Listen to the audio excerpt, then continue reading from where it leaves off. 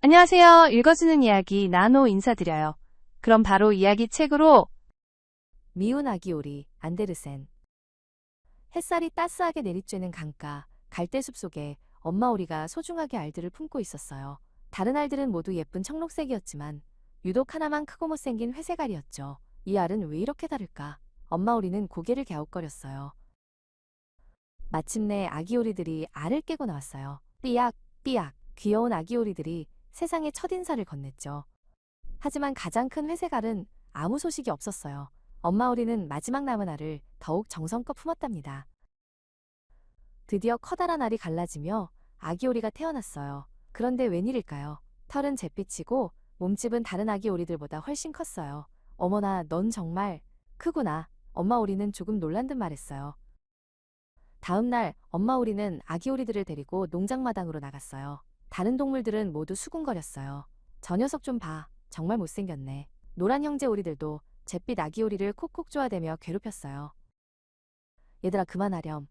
다 같은 내 새끼란다. 엄마 오리는 처음에는 잿빛 아기 오리를 감싸주었어요. 하지만 괴롭힘이 계속되자 엄마 오리도 지쳐갔어요. 너가 다른 애들이랑 좀 달라서 그런가 보구나. 엄마 오리의 목소리에는 힘이 없었어요. 칠면조는 거만하게 부리를 쳐들며 그를 밀쳤어요. 심지어 오리들에게 모이를 주는 아주머니조차 발길로 그를 툭 찼어요. 아기 오리는 너무나 외롭고 슬펐어요. 왜 나만 미워하는 걸까? 더 이상 견딜 수 없었던 아기 오리는 모두가 잠든 깊은 밤 몰래 농장을 빠져나왔어요. 아무도 나를 좋아하지 않는 이곳을 떠나야겠어. 눈물이 쉴 새 없이 흘렀지만 아기 오리는 뒤돌아보지 않고 어둠 속으로 걸어갔어요. 아기 오리는 넓은 들판을 지나고 깊은 숲을 헤맸어요.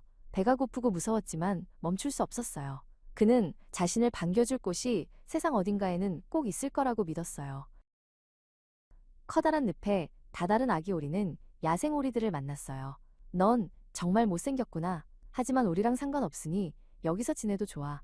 야생 오리들은 무심하게 말했지만 아기 오리는 처음으로 미움받지 않는다는 사실에 조금은 기뻤어요. 갑자기 무서운 총소리가 들렸어요. 사냥꾼들이 나타난 거예요. 야생 오리들은 놀라 하늘로 날아올랐고 아기 오리는 황급히 갈대숲에 몸을 숨겼어요. 사냥개의 날카로운 이빨이 그의 코앞을 스쳐 지나갔어요. 비바람이 몰아치는 밤, 아기 오리는 불빛이 새어나오는 작은 오두막을 발견했어요. 그곳에는 마음씨 좋은 할머니가 고양이와 암탉과 함께 살고 있었죠. 할머니는 흠뻑 젖은 아기 오리를 가엾게 여겨 안으로 들여주었어요. 하지만 고양이와 암탉은 아기 오리를 못마땅하게 여겼어요. 너는 알을 낳을 수 있니? 암탉이 물었어요. 아니, 그럼 고양이처럼 등을 구부리고 가르랑거릴 수는 있고? 아기 오리는 고개를 저었어요. 그럼 넌 아무 쓸모가 없구나. 이곳 역시 자신이 있을 곳이 아니라고 생각한 아기 오리는 다시 오두막을 나왔어요. 그는 넓은 세상에서 헤엄치고 햇살을 느끼고 싶었어요.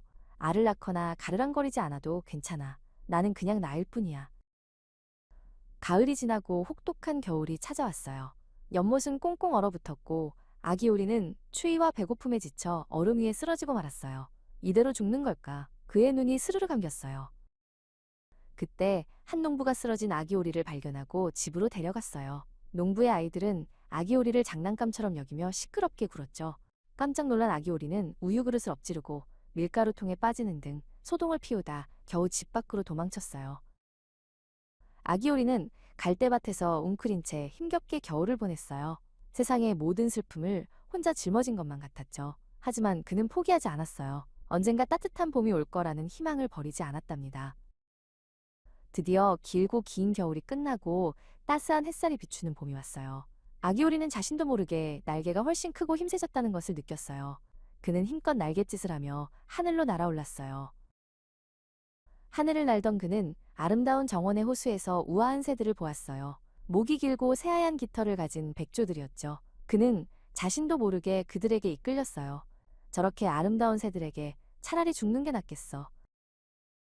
그가 물가로 내려가 고개를 숙이는 순간 물에 비친 자신의 모습을 보았어요.